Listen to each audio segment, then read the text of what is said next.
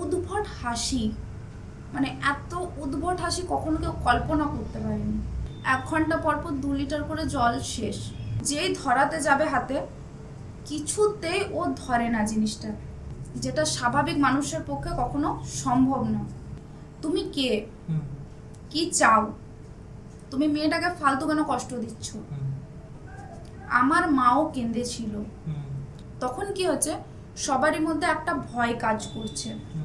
সব বাঁধা ছিল প্লাস্টিক দিয়ে এবং মুখটা শুদ্ধ খোলা ছিল। ঠাকুরের যে দিকটা, ও দিকটা কিন্তু ও যাচ্ছে না।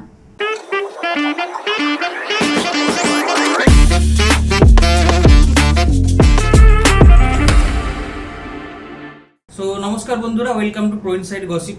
সো আজকে আমরা যে পডকাস্টটা শ্যুট করতে চলেছি, আজকে আবার একটা হরর পডকাস্ট নিয়ে এসেছি। তো আগের হরর পডকাস্টটা তো আপনারা ভালো রেসপন্স দিয়েছেন। তো আগের হরর পডকাস্টে আমি বলেছিলাম যে যারা আমাদের সাথে এরকম, যাদের সাথে ইনসিডেন্ট ঘটেছে বা এরকম স্টোরি জানো, বা যাদের সাথে বা যারা দেখেছো, তো তারা যদি আমাদের সাথে কমিউনিকেট করতে চাও, তো তাহলে টিম প্রো ইনসাইড gmail.com এ কমিউনিকেশন করবে। তো আমাদের পডকাস্ট দেখে, সো এখন আমরা যে কথাবার্তা বলে জানলাম, তো আমার সাথে কমিউনিকেট করে, মেল করে এবং এর স্টোরিটা শেয়ার করে যে এদের গ্রামে দুটো ইনসিডেন্ট ঘটেছিল। তো এর নাম হচ্ছে দিয়া। তো দিয়া, আমি চাইবো যে তুমি মানে কিভাবে আমাদের সাথে, মানে আমাদের পডকাস্ট কি তুমি আগে থেকে দেখতে, বা কি ব্যাপারটা আছে একটু বলো। আসলে আমি একদিন ইউটিউব দেখতে দেখতে দাদাদের ভিডিও দেখতে পাই, এবং দেখার পর আমি ফুল ভিডিও দাদাদের দেখি। 2-3টে ভিডিও দেখার পর আস্তে আস্তে আমারও সাথে এরকম একটা ইনসিডেন্ট হয়েছে, যেটা আমার পাশের বাড়ির বোনের সঙ্গে হয়েছে আমার দেখা। অ্যান্ড আমি রিয়েলাইজও করেছি এরকম দুটো ঘটনা আছে। তো তারপর আমি দাদাদের ওখান থেকে মেল করলাম, মেল করে দাদাদের পুরো ঘটনাটা বললাম যে দাদা এরকম একটা স্টোরি আছে আমার নিজস্ব জানা। তো বলছে হ্যাঁ, তাহলে তুমি এখানে আমাদের সাথে ব্রডকাস্টে এটা তুমি শেয়ার করো। এই করে আমি কানেক্টটা করেছি। আচ্ছা, তো দিয়ার স্টোরি সম্বন্ধে আমরা যাব। আশা করি এই স্টোরিটাও আপনাদের অনেক ভালো লাগবে। তো আমি আরেকবার বলছি, তো এরকম যাদের কাছে স্টোরি আছে বা যাদের সাথে ইনসিডেন্ট ঘটেছে, তো তারা যদি আমাদের সাথে যোগাযোগ করতে চান, তাহলে টিম proinsidegossip@gmail.com মেল করুন। এবং আপনাদের স্টোরি যদি ভালো লাগে আমাদের, বা আমাদের যারা স্টোরি দেখেন আর কি, দেখে স্টোরিগুলো বোঝে, তো যদি মনে হয় যে ভালো আছে, তো অবভিয়াসলি আপনাদেরকে আমাদের পডকাস্টে করবো, এবং পডকাস্ট আমরা সবার সাথে শেয়ার করবো। তো তুমি বলো, যে তুমি বললে দুটো ইনসিডেন্ট আছে। হ্যাঁ, দুটো ইনসিডেন্ট আছে। তো প্রথম যে ইনসিডেন্টটা ঘটেছিল, তো সেটা জাস্ট ওভারভিউটা একটু বলো যে কি হয়েছে, দেন তারপরে আমরা ব্রিফ ডিসকাশনে ওটার মধ্যে যাবো আর কি, অ্যাকচুয়ালি কিভাবে হয়েছিল। ওকে, তো যে প্রথম ঘটনাটা আমার সঙ্গে হয়েছিল আমি সেটা নিয়ে এখন বলছি। ব্যাপারটা হচ্ছে 2019-এর। তখন আমার একটা দাদা ছিল, যে এখন বর্তমানে মারা গেছে, ঠিক আছে। ওর ঘটনাটাই আমি তুলে ধরছি। ও অ্যাকচুয়ালি কাজের সূত্রে বাইরে থাকতো, এবং আমার পাশের বাড়ি দুটো দাদাও থাকতো বাইরে অ্যাকচুয়ালি। তো তারা বাইরে 1 মাস কাজ করে। 1 মাস কাজ করার পর আসলে তাদের যে ব্যাপারটা হয়েছিল, টোটালি হয়েছিল মার্ডার করা হয়েছিল দাদাকে। বাট তাকে যখন মার্ডার করা হয়, আমার পাশের বাড়ি আরও যে দুটো দাদা ওর সঙ্গে যায়, তারা কিন্তু সত্য ঘটনাটা বলেনি। একটা কিছুর কারণে হয়তো পুলিশ ফাইল হবে, বা তাদের হয়তো ভবিষ্যতে কিছু প্রবলেম হবে, তো এই ঘটনার জন্য ওরা সত্যিটা বলতে চায়নি। ব্যাপারটা হচ্ছে 2019-এর ঘটনা, এবং মাসটা হচ্ছে ফেব্রুয়ারি মাস। হঠাৎ একদিন সন্ধ্যাবেলা সবাই বলাবলি করছে, আলোচনা করছে। প্রথমে হয়তো সবাই জানতো না, বাট সবাই আলোচনা করছে যে এরকম একটা ছেলেটার নাম ছিল মঙ্গল। তো মঙ্গলের এরকম একটা অ্যাক্সিডেন্ট হয়েছে। ওখান থেকে তাকে হসপিটালে নিয়ে যাওয়া হয়, এবং ওর যে অ্যাক্সিডেন্ট হওয়ার পর ওকে হসপিটালে নিয়ে যাওয়ার পর রীতিমতো 3 দিন থাকে হসপিটালে। অ্যান্ড হসপিটালে থাকার পর 3 দিন পর ওকে বলা হয় যে মারা গেছে। মানে যখন ওকে হসপিটালে নিয়ে যায়, ও তখন কোমায় চলে গেছে, কেননা ওর মাথার ব্যাক সাইডে প্রচণ্ড জোরে আঘাত পেয়েছিল, যার কারণে ও কোমায় চলে যায়। এবং কোমায় চলে যাওয়ার পর ও 3 দিন পর মারা যায়। এবং যখন মারা যায় সেই সময়টা হচ্ছে সন্ধ্যা 5:30 নাগাদও মারা যায়। তো তারপর ওর যে বাবা আছে, বাবা, মা আর দাদা বাড়িতে থাকতো, আর একটা বোন ছিল। আস্তে আস্তে খবরটা সবখানে স্প্রেড হলো। স্প্রেড হওয়ার পর ওর বাবাটা তো টোটালি পাগলের মতো হয়ে গেছে। একটা ছেলে হারানো যন্ত্রণা। ছেলেটার এজটা হচ্ছে 25 থেকে 26। তো একটা সব বাবা মার আঘাত লাগে যে ছেলে মরে গেছে, স্বাভাবিক। তো তারপর আস্তে আস্তে কি হলো, যেরকম পরিস্থিতি ছিল পরিস্থিতি কিছুটা দিন পর একদম নর্মালে চলে এলো। বাট ওই যে ফেব্রুয়ারি মাসে ও যে মারা যায়, মোটামুটি মার্চ এপ্রিলের দিক করে আমার পাশের বাড়ির একটা বোনের সাথে ঘটনাটা আস্তে আস্তে স্টার্টিং হয়। ঠিক আছে, স্টার্টিং বলতে এরপর কীরকম, এপ্রিল মাস করে মেয়েটার খুব, যে বোন আছে ওর খুব বুকে ব্যথা হতো, প্রচণ্ড রীতিমতো বুকে ব্যথা হওয়ার পর ওর যে মা বাবা আছে ডক্টর দেখায়, বাট সব জায়গায় রিপোর্ট সব করায়, বাট কোনো জায়গায় ধরতে পারে না যে কি অ্যাকচুয়ালি হচ্ছে। রিপোর্টেও কিছু আসে না, রিপোর্ট সব অলওয়েজ ওর গুড। তারপর আস্তে আস্তে কি হলো, ওর জ্বর আসতে শুরু করে। জ্বর আসার পর ওপর যে কোমর থেকে মাথার ওপরের দিকটা গরম হতে থাকে, আর কোমর থেকে পায়ের নিচটা টোটালি ঠান্ডা, যেমন বরফ একটা রাখলে যেমন টেম্পারেচার হয়, তো সেরকম টেম্পারেচারে ওর পুরো বডি ঠান্ডা। এটা একটা সব থেকে মানে মর্মান্তিক জিনিস। এবং মা বাবা বুঝতে পারছে না যে জিনিসটা কি হচ্ছে, ওর সঙ্গে কি ঘটছে, কেউ তখন বুঝতে পারছে না। আর এদিকে কন্টিনিউয়াসলি বুকে ব্যথা, কন্টিনিউয়াসলি ডক্টর দেখাচ্ছে, কিছু ইমপ্রুভমেন্ট আসছে না, রিপোর্ট করাচ্ছে, কিছু ইমপ্রুভমেন্ট আসছে না, বুঝতে পারছে না যে কোথা থেকে কি হচ্ছে। তারপর একদিন সন্ধ্যাবেলা করে ও বলছে আমাকে জল দাও। তারপর যেটা 2 লিটারের বোতল হয়, ওই বোতলের জল এক নিঃশ্বাসে শেষ করে দিয়েছে, যেটা স্বাভাবিক মানুষের পক্ষে কখনো সম্ভব না। তোমাকে যদি বলা হয় একটা তুমি 1 লিটার এখনই জল খাও, তুমি পারবে না, কিন্তু ও তখন 2 লিটার জল এক নিঃশ্বাসে খেয়েছিল। এটা সব থেকে বেশি ভয় ধরে গেছিল সবারই মনে যে কি হলো ব্যাপারটা। তখন কিন্তু এদিকে যে দাদার মার্ডারের ঘটনাটা, তো এটা টোটালি বন্ধ হয়ে যায়, আর কারো কিছু মাথা ব্যথা ওটা নিয়ে থাকে না। তারপর কি হচ্ছে, আস্তে আস্তে যে আমার বোন আছে ওর খাওয়া দাওয়া বন্ধ হয়ে যায়, মানে কিছু খাচ্ছে না, শুধু জল খেয়ে যাচ্ছে, শুধু জল। 1 ঘন্টা পর পর 2 লিটার করে জল শেষ। ওর যে মা আছে, মা বলছে আমি জলে আটকাতে পারছি না, মানে আমি জল খাইয়ে ওকে আর শেষ করতে পারছি না। 1 ঘন্টা পর পর 2 লিটার জল শেষ হলো আস্তে আস্তে। তারপর যে আমার কাকু কাকিমা আছে, মানে বোনের মা বাবা, তারা আস্তে আস্তে সবারই কাছ থেকে শুনতে পাচ্ছে যে এরকম মেয়েটার হয়েছে, তো কিছু একটা দেখাও, কাউকে দেখাও। যখন ডাক্তারের দ্বারা হচ্ছে না, তুমি হয়তো কোনো তান্ত্রিক আনো। তো ওরা প্রথমে বিশ্বাস করেনি, হয় না সবাই বিশ্বাস করে, কেউ করে না। তারা হয়তো অনেকটা সায়েন্সকে বিশ্বাসী, তারা এই দিকটা ভৌতিক যে জিনিসটা তারা বিশ্বাস করে না। হলো তারপর তাই সবার কথা শুনে ওরা একদিন একটা তান্ত্রিককে নিয়ে এলো। একটা তান্ত্রিককে নিয়ে আসার পর যখন তান্ত্রিকটা দেখলো, বলছে না কিছু নেই, তখন টোটালি অল ক্লিয়ার হয়ে গেল। তারপর বলছে আবার যে তান্ত্রিকটা বাইরে থেকে বেরিয়ে গেল বলে যে না কিছু নেই, সব ঠিক আছে মেয়েটার মধ্যে। সেই মেয়েটা একটা উদ্ভট হাসি, মানে এত উদ্ভট হাসি কখনো কেউ কল্পনা করতে পারেনি। মেয়েটার এজ হচ্ছে, মানে আমার যে বোনের তখন এজ ছিল 15 থেকে 16। তো এইরকম একটা মেয়ে একটা বিকট হাসি হেসে উঠছে, সবার আরো ভয় হয়ে গেছে। ফের আবার যে তান্ত্রিকটা এসেছিল, ও আবার ঘরে দুয়ারে গিয়ে আবার ফিরে এসছে। তারপর ওর হাতে কিছু একটা জিনিস দিয়েছিল হাতে ধরার জন্য, ওর মাকে বলেছিল যে এটা আপনি ধরান ওর হাতে।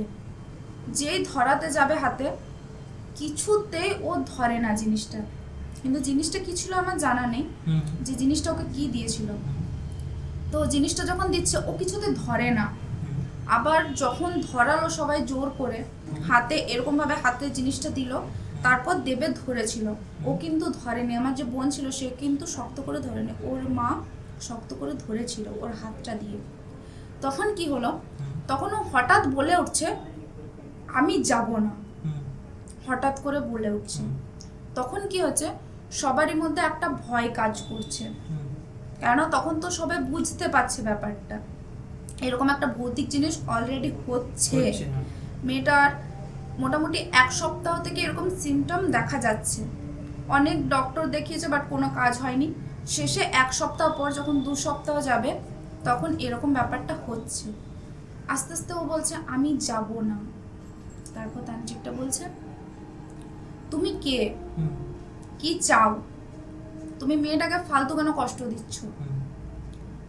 ও একটাই কন্টিনিউয়াসলি কথা বলছে, আমি যাব না। সেই সিচুয়েশনে ওর মা টোটালি কেঁদে যাচ্ছে। তখন ও বলছে, ওর মায়ের চোখের জল দেখে ও বলছে আমার মাও কেঁদেছিল, হঠাৎ বলে উঠছে। অ্যান্ড এই ঘটনাটা হয় যখন দাদাটা মারা গেছিল ফেব্রুয়ারি মাসে। তখন হালকা হালকা শীত, ঠিক আছে, শীতের টাইম। ওর বডিটাকে পোস্টমর্টম করে সন্ধ্যেবেলা নিয়ে আসা হয়েছে। একটু পোস্টমর্টম করে কি হয়েছে, যেমন স্বাভাবিক হয় পোস্টমর্টম, সব বাঁধা ছিল প্লাস্টিক দিয়ে এবং মুখটা শুদ্ধ খোলা ছিল। তো ওর যে মা ছিল, মানে সম্পর্কে আমার জেঠিমা হচ্ছে, তো জেঠিমা টোটালি যাকে বলে পাথর হয়ে গেছিল। মানে ছেলে যে একটা মারা গেছে, একটা বডিটা শুয়ে আছে, রোডে শুয়ে দিয়েছে, আর গোটা গ্রাম ভেঙে লোক এসছে। তো একটা যে মানুষের চোখে জল, ওর মায়ের চোখে কোনো জল ছিল না, টোটালি পাষাণ হয়ে গেছিল। তারপর যখন ওকে পুড়িয়ে ফেলা হয়, পুড়িয়ে ফেলার পর ওর মা অঝরঝরে কান্না করছে। তখন সেই সিচুয়েশনটা হয়তো ও বলতে চেয়েছিল বোনের দ্বারা, তো বলেছিল আমার মাও কাঁদছিল, কিন্তু আমি এইটার আমার সাথে যেটা হয়েছে, আমি কিন্তু আমার প্রতিবাদ কিছু হয়নি, কেউ কিছু বলেনি। ওর একটা ওখানে খুব আঘাত লেগেছিল যে আমার এটা কিন্তু আমি মরতাম না, আমার তো এখন মরার বয়স নয়, আমি মরতাম না, আমাকে মারা হয়েছে, এটা বলতে চেয়েছিল। তারপর হলো সব, তান্ত্রিকটা ওকে একটা কিছু দিল, ওকে ওর মাকে বললো যে এটা আপনি দিয়ে রাখবেন, আস্তে আস্তে কেটে যাবে। ব্যাস ওর হাতে বাঁধলো একটা কিছু জিনিস, তাবিজ কবচের মতো। তো তারপর থেকে বোন মোটামুটি ঠিক ছিল, আস্তে আস্তে খাওয়া দাওয়া করছে, সব করছে, বিহেভিয়ার নর্মাল, মানে ধীরে ধীরে নরমালের দিকে আসছে। হ্যাঁ, ধীরে ধীরে নর্মালের দিকে আসছে। কিন্তু ওর শরীরের অবস্থা দিন দিন ক্ষীণ হয়ে যাচ্ছে। মানে একটা যে মানুষের চেহারা থাকে, ও দিন দিন কোনো কারণ ছাড়াই একদম মানে দেখার মতো না, এমন শরীরটার অবস্থা হয়ে গেছিল, ঠিক আছে। তারপর ওটা আস্তে আস্তে হলো, আস্তে আস্তে হওয়ার পর আবার সেম জিনিস 7 থেকে 8 দিন আবার কন্টিনিউ হচ্ছে, সেম জিনিস। তো ও যে মাদুলিটা দিয়ে গেছিল, ওটা ও বলে না যে কতগুলো বলে যে হয়তো মরা বাড়ি গেলে বা কারো বাচ্চা হলে সেই বাড়ি গেলে হয়তো ওটা অশুদ্ধ হয়ে যায়। তো ওই জিনিসটাই ওর হয়েছিল। একজন মারা গেছিল ওদের রিলেটিভ, তো ও ওইটা পরে ওদের বাড়ি চলে গেছে। বাড়ি যাওয়ার পর ওটা তাহলে আর কোনো কাজ করছে না ওর উপর। তারপর 7 থেকে 8 দিন পর আবার সেম আস্তে আস্তে আস্তে আস্তে ওর উপর হচ্ছে। ও আবার, ও তখন কিন্তু টোটালি সেন্সলেস অবস্থা, মানে ওকে ওর অ্যাক্টিভিটিস, ওর না, ওর অ্যাক্টিভিটিসটা ওকে কন্ট্রোল করছে অন্য কেউ, এবং সেটা দেখে বোঝা যাচ্ছে। কিন্তু ওর যে অ্যাক্টিভিটিসগুলো ও করতো, মাঝে মাঝে ওর অ্যাক্টিভিটিস, আবার কখনো কখনো ওকে কেউ কন্ট্রোল করছে, এরকম।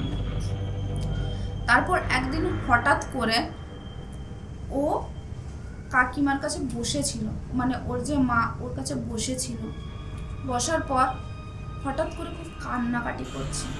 তখন বাজে সন্ধ্যে 7টার সময় হঠাৎ করে খুব কান্নাকাটি। এরপর ওর মা বুঝতে পারছে না যে কি ব্যাপারটা, তখন তো ওরা আদৌ জানে না যে ওকে মাদুলিটা বা কবচটা দেওয়া হয়েছিল ওটা আসার টোটালি শেষ, ওটা জানে না।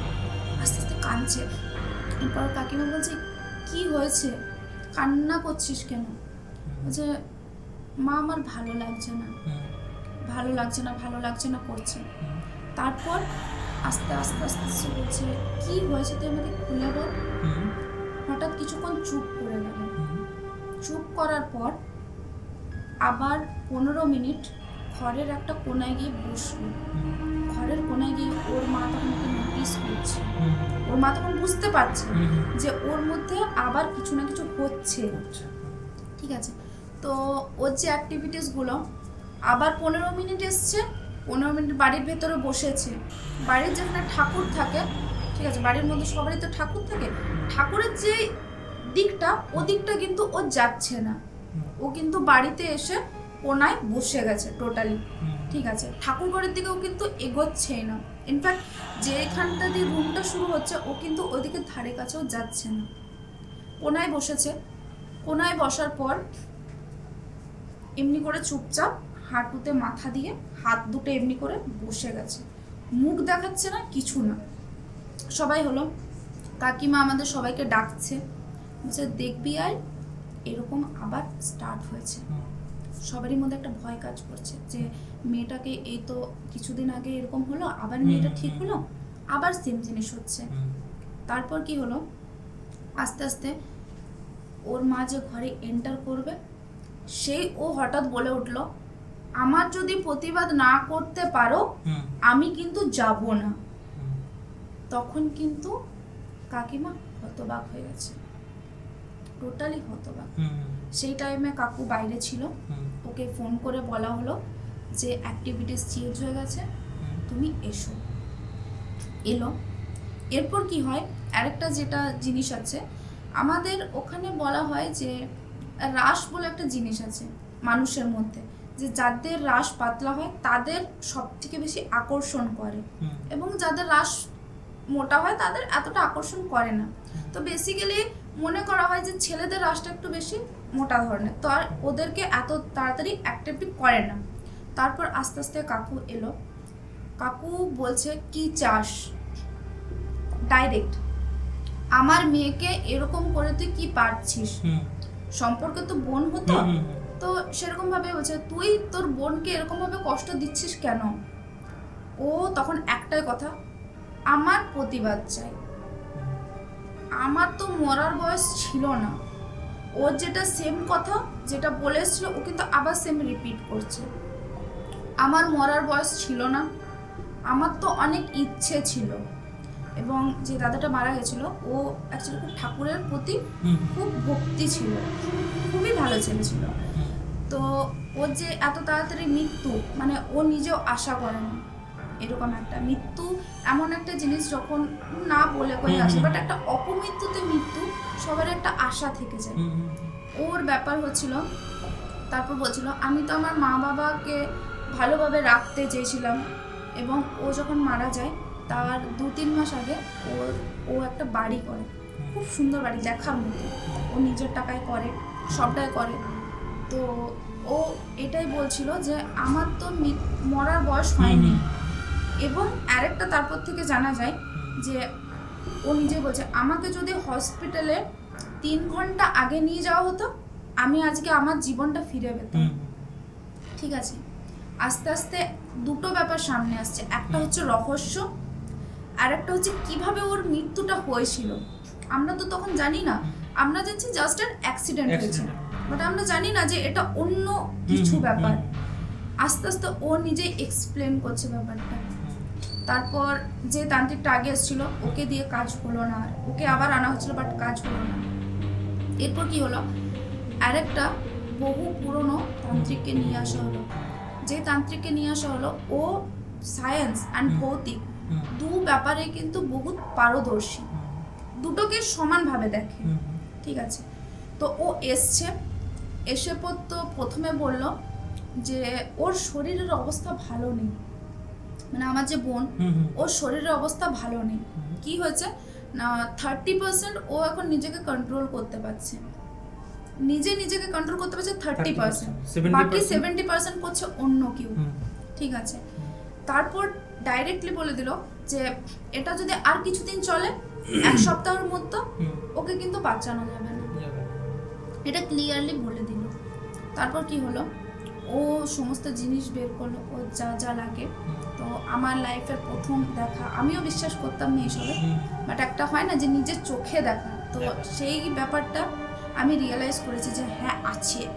তো বোনকে বসালো, একটা গোল সার্কেল করলো, কিছু একটা সাদা সাদা জিনিস সার্কেল করলো, সার্কেল করার পর ওকে বসালো। ওখানে বসানোর পর ওকে বলল, তুই কে, তোর নাম কি?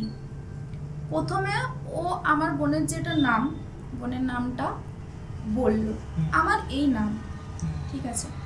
নামটা করার পর বলল, তুই না, তুই এই মেয়েটা না, তোর নামটা যেটা, তুই নামটা ক্লিয়ার করে বল, তুই কে। কিছুতেই বলে না। তারপর ওকে, তুই বলবি, ধমকে বলছে, তুই বলবি কে না আমি অন্য কিছু করব। চুপচাপ হয়ে গেল, টোটালি একদম পুরোটা সাইলেন্ট হওয়ার পর কি হলো, কিছুক্ষণ পর বলছে, যে তান্ত্রিকটা এসছে তাকে বলছে, তুই কি জন্য এসছিস, তুই কি জন্য এসছিস, তুই কি আমাকে প্রতিবাদ করতে পারবি আমার জন্য, তুই আমার যেটা আশা ছিল তুই কি পূরণ করতে পারবি, তুই কি আমার জীবনটা ফিরিয়ে দিতে পারবি। ওকে এই 3টে কোশ্চেন করলো। ও কিন্তু মানে যে দাদা মারা গেছে, ও কিন্তু আলটিমেটলি কারো ক্ষতি করেনি, এতদিন ছিল কারো ক্ষতি করেনি, বাট ওর একটা আফসোস ছিল যে আমি এই বয়সে মারা যেতাম না।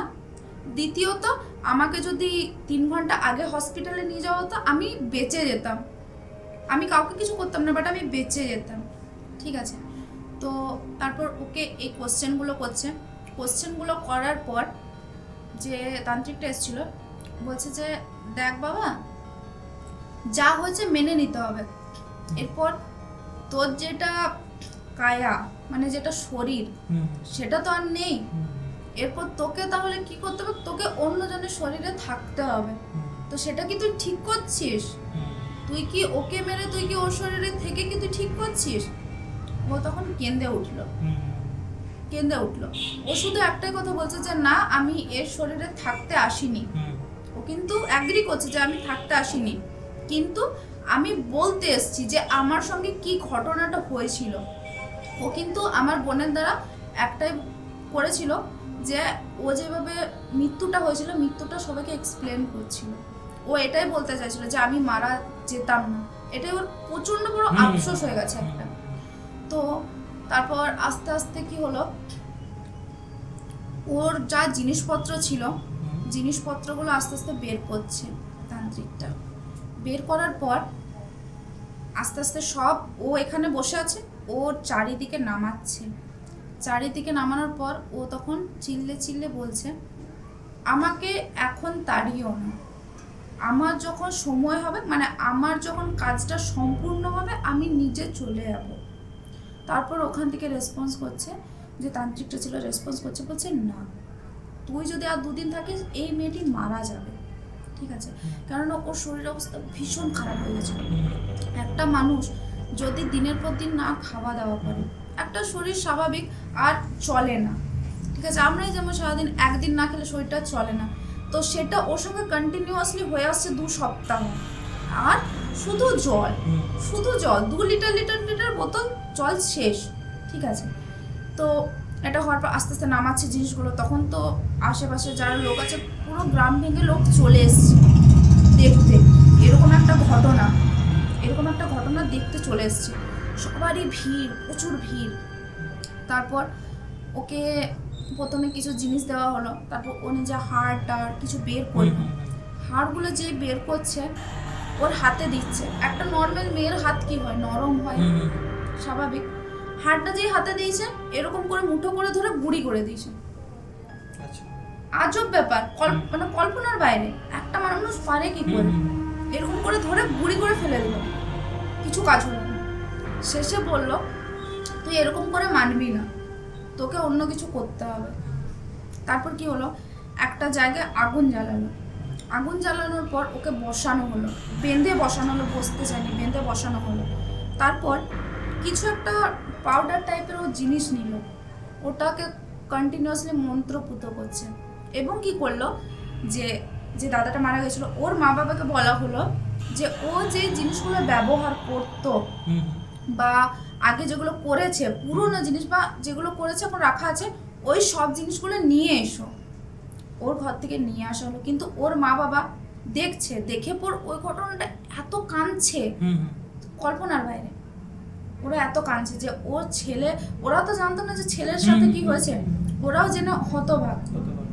ওর বাবা তো কান্না করতে করতে তো বসে দিয়েছে, ঘরে যে উঠোন হয়, উঠোনের মধ্যে কাজটা চলছিল, তো উঠোনের মধ্যেও বসে দিয়েছে, আর কিছু বলতে পারছে না। ওর মা কাঁদছে আর জিনিসগুলো নিয়ে এসছে, বলছে বেটা তুই ছেড়ে দে, বলছে কষ্ট দিস না, আমরা তো বুঝতে পারছি তোর এটা হচ্ছে, কিন্তু কি করবি, সব তো মেনে নিতে হবে। ওর মা ওকে বলছে, ওর মায়ের কথা শুনে, ওর মায়ের যে কথাটা শুনেছে, ও কিন্তু কি বুঝলো জানি না, বাট শান্ত হয়ে গেল, চুপচাপ শান্ত হয়ে গেল। তারপর কাঁদছে, কেঁদে কেঁদে আস্তে আস্তে সমস্ত ঘটনাটা বলছে। ঠিক আছে, সমস্ত ঘটনাটা, তো ঘটনাটা এক্সপ্লেন করি। ঘটনাটা হচ্ছে, ও যেখানে কাজে গেছিলো, ওর সাথে আমার দুটো আরও দাদা গেছিলো পাশাপাশি। তো ওরা একদিন রাস্তা দিয়ে কোথাও যাচ্ছিল, মাঝে একটা জঙ্গলের মতো আর একটা ক্যানেল আছে, ক্যানেলের ভেতরে কতগুলো লোক কিছু আলোচনা করছিল। যাই হোক, মানে তাদের হয়তো কিছু একটা জিনিস ছিল যেটা তারা শোনাতে চায়নি কাউকে, এরকম একটা জিনিস ওই দাদাটা শুনে ফেলেছিল, যেতে যেতে শুনে ফেলেছিল। তারপর ওই যে লোকগুলো আলোচনা করছিল, ওরা দাদাকে দেখে ফেলে। বাকি যে দুজন ছিল ওরা দৌড়ে পালিয়ে গেছে, আর একে পেয়েছে, একে পেয়ে একটা ভারী কিছু রডের জিনিস দিয়ে মাথায় আঘাত করেছে। মাথায় আঘাত করার ফলে প্রচণ্ড ব্লিডিং হয়েছে, আর কতটা ব্লাড জমে গেছে, ব্যাক সাইডে জমে গেছে। তো ও ওখানে কন্টিনিউ 7 থেকে 6 ঘন্টার মধ্যে ওখানে পড়েছিল। ওটাই হচ্ছে ওই যে টাইমটা, ওই টাইমটাতে যদি ওকে হসপিটালে নিয়ে যাওয়া হতো বেঁচে যেত, তাহলে ওর যে জমানো ব্লাডটা ছিল ওটা বের হয়ে গেলো, বেঁচে যেত। তো এই 6 থেকে 7 ঘন্টা ওখানে পড়ে থাকার ফলে ও কোমায় চলে যায়। তারপর আস্তে আস্তে যখন সব ঠিকঠাক হয়, ওরা তো পালিয়ে গেছে, ওরা তো একে আঘাত করে পালিয়ে গেছে, আর ওদের কোনো হদিশ পাওয়া যায় না। আর এই যে দুটো আমার দাদা ছিল, ওই দাদা দুটো আর কিছু বলেনি কাউকে, টোটালি চুপচাপ হয়েছে। ইনফ্যাক্ট যে এমন ঘটনা একটা হয়েছে বাড়িতেও বলেনি। তারপর পাশাপাশি যারা, এবার রোড, একটা লোক তো আসা যাওয়া করে, আসা যাওয়া করতে করতে দেখতে পেয়েছে যে এখানে একটা ছেলে পড়ে আছে। ওরা কি করেছে, ওরা একটা হসপিটালে ওকে নিয়ে গেছে, সরকারি হসপিটালে নিয়ে গেছে আপাতত। তো ওখান থেকে সরকারি হসপিটালে নিয়ে যাওয়ার পর ওরা বলেছে যে কোমায় চলে গেছে, একে কোনো ভালো হসপিটালে ভর্তি করতে। ওখান থেকে একটা প্রাইভেট হসপিটালে নিয়ে যাওয়া হলো, খুব বড় হসপিটাল। তো ওখানে নিয়ে যাওয়ার পর ডক্টর তো জবাব দিল যে কোমায় চলে গেছে, এরপর কোমা থেকে না ফিরলে আমাদের আর কিছু করার নেই। তো 3 ঘন্টা ছিল হসপিটালের বাইরে, 3 ঘন্টা পর ওকে অ্যাডমিশন করা হয়। অ্যাডমিশন করানোর 3 দিন পর মানে ও ডেথ। তো এটাই হচ্ছে ওর আফসোস, যে আমি তো ভুল কিছু করিনি, তাহলে আমাকে এত বড় শাস্তি কেন দেওয়া হলো। ইনফ্যাক্ট যদি তোরা আমাকে হসপিটালে নিয়ে যেতিস, তোদের এমনই কি ঘটে যেত, আমাকে যদি হসপিটালে নিয়ে যেতিস আমি তো আজকে বেঁচে যেতাম। ওর এটা একটা রিগ্রেট ছিল। তো এটা থাকার পর তান্ত্রিকটা বলছে, সমস্ত ঘটনাটা বললো, তান্ত্রিকটা এবার বলছে, তো তুই তো এর মধ্যে থাকতে পারিস না, শরীরের মধ্যে, তোকে তো যেতে হবে। তো যাওয়ার আগে প্রচণ্ড কান্নাকাটি করেছিল, এবং জেঠুকে ধরে প্রচণ্ড কেঁদেছিল। আর একটা কথা বলছে, মা বাবা আমি মরে যেতে চাইনি, এই কথাটা ওর মুখে লেগেই আছে, হ্যাঁ কন্টিনিউ এটাই বলে যাচ্ছিল যে আমি মরতে চাইনি, আমি তোমাদেরকে ছেড়ে যেতে চাইনি, আমি চেয়েছিলাম ভালো একটা জীবন, তোমরা থাকবে আমরা থাকবো।